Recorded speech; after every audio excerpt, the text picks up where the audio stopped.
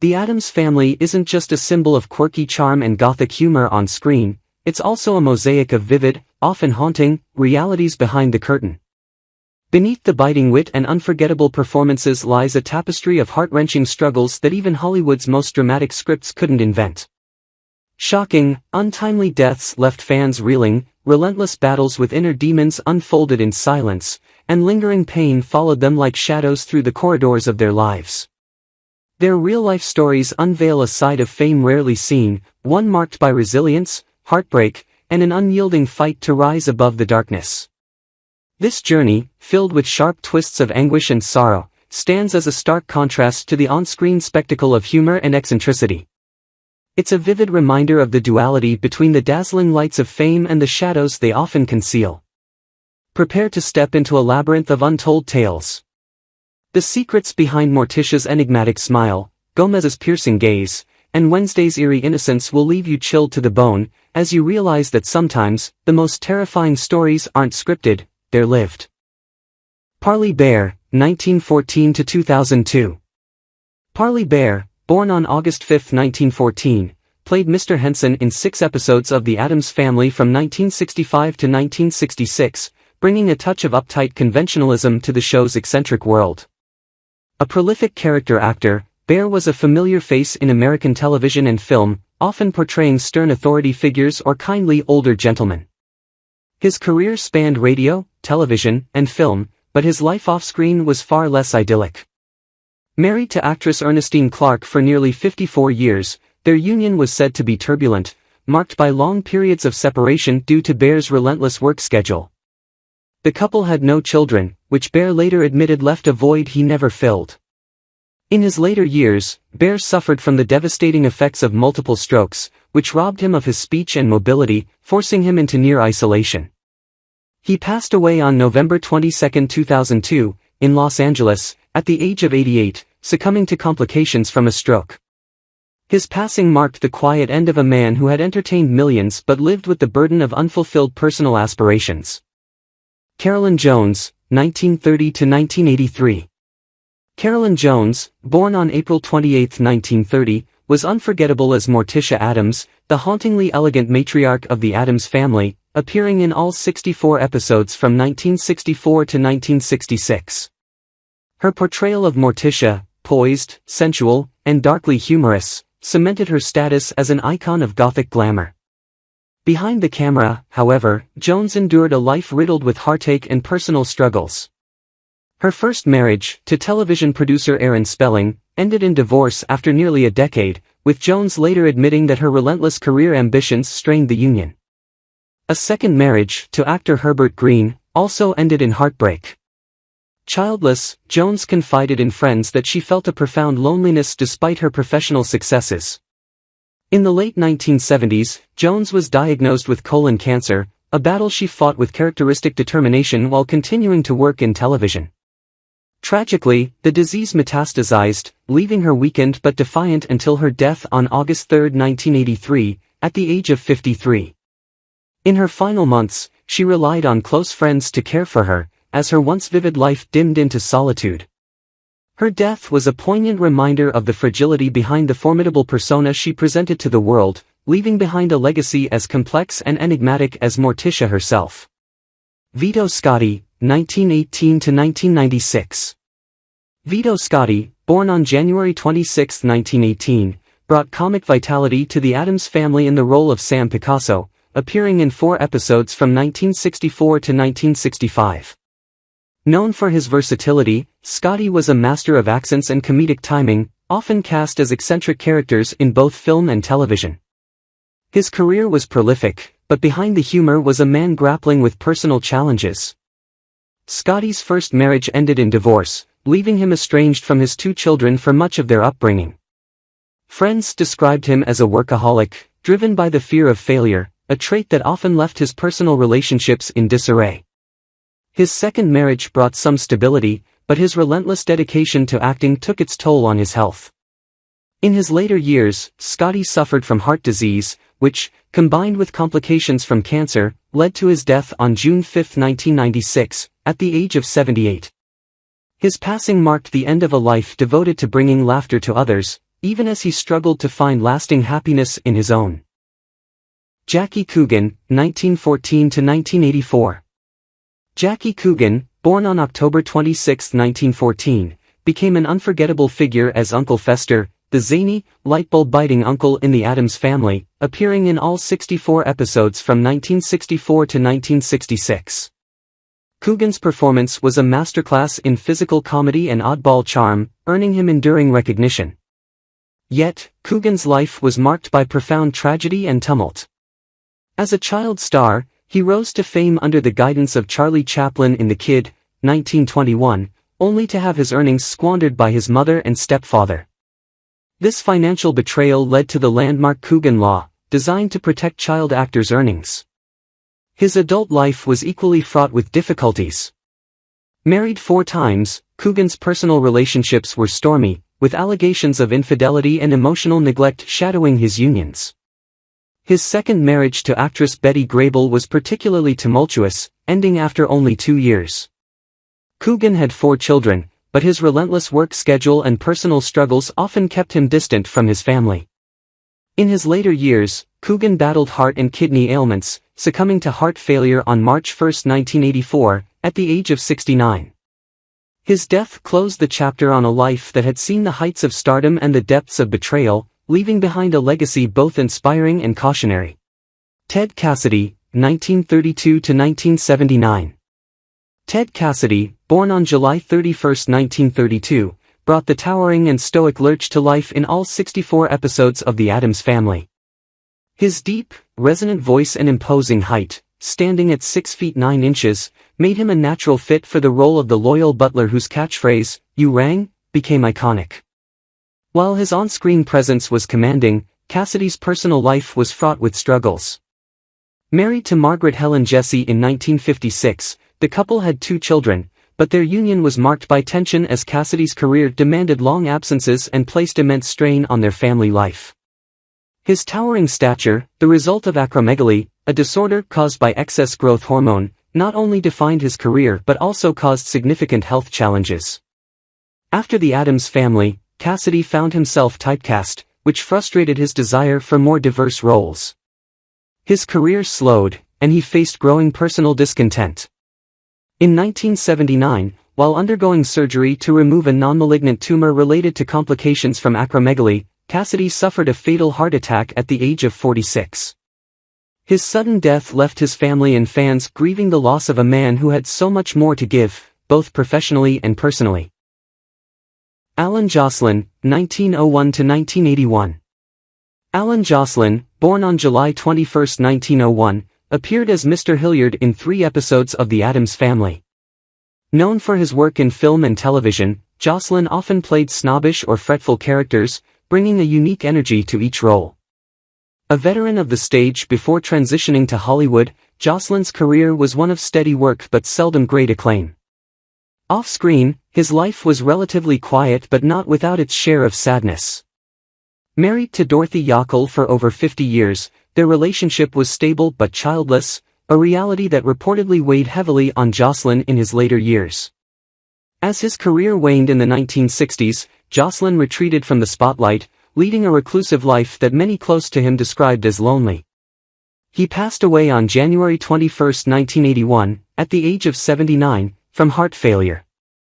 His death went largely unnoticed by the media, a quiet end for a man who had spent decades entertaining audiences but remained a shadow in the memories of Hollywood's golden age.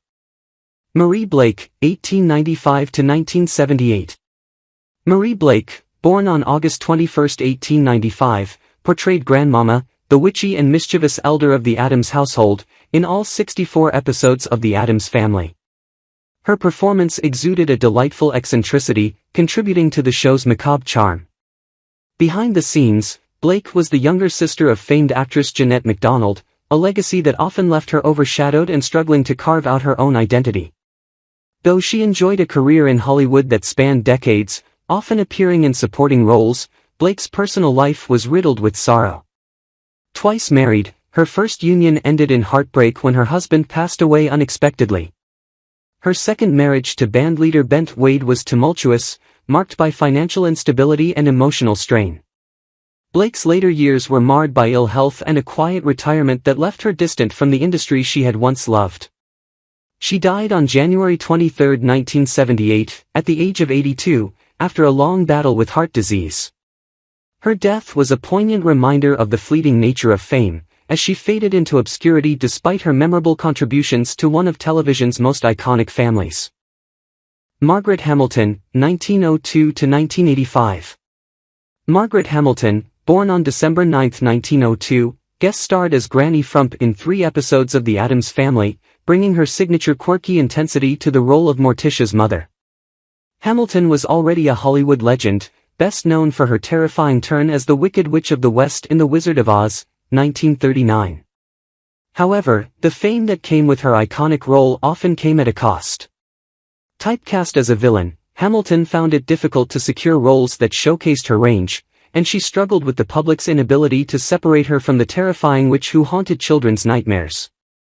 A devoted single mother, Hamilton raised her son, Hamilton Wadsworth Meserve, while balancing the challenges of her demanding career. Despite her success, her personal life was marked by solitude and a lack of romantic fulfillment following the dissolution of her brief marriage to Paul Meserve. In her later years, Hamilton became an advocate for educational causes but suffered from declining health. She passed away on May 16, 1985, at the age of 82, from a heart attack.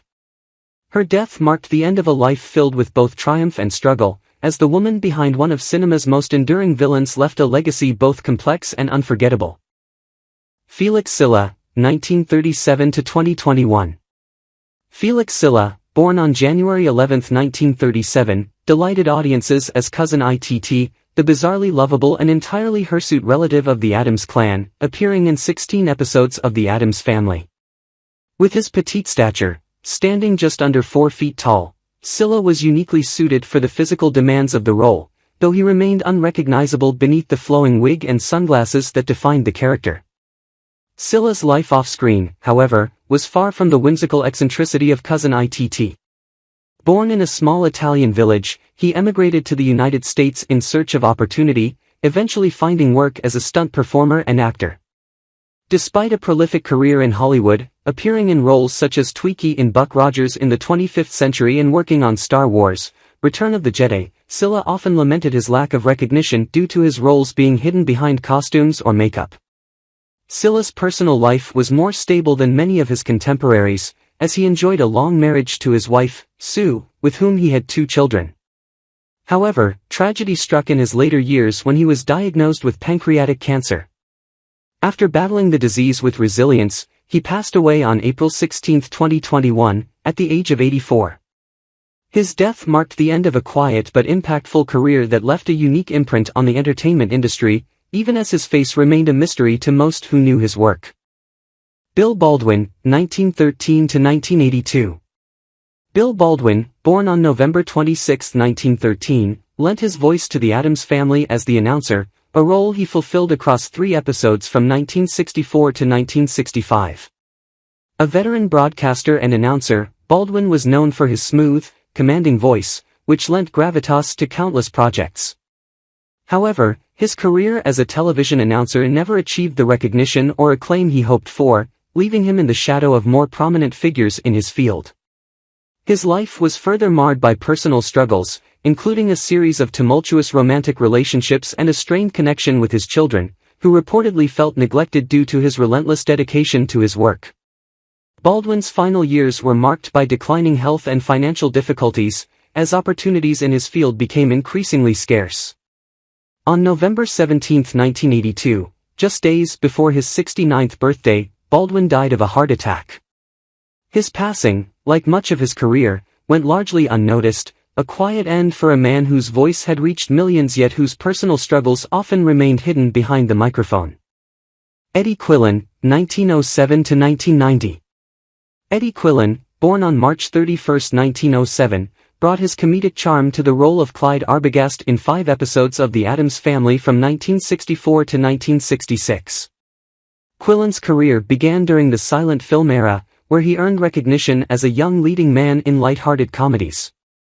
However, as Hollywood evolved, Quillin's once promising career dwindled, and he found himself relegated to character roles and bit parts in television shows like Perry Mason and The Andy Griffith Show.